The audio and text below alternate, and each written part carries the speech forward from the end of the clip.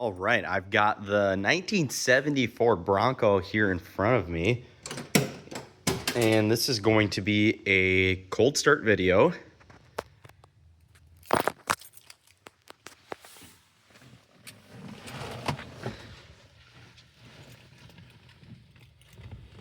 Make sure.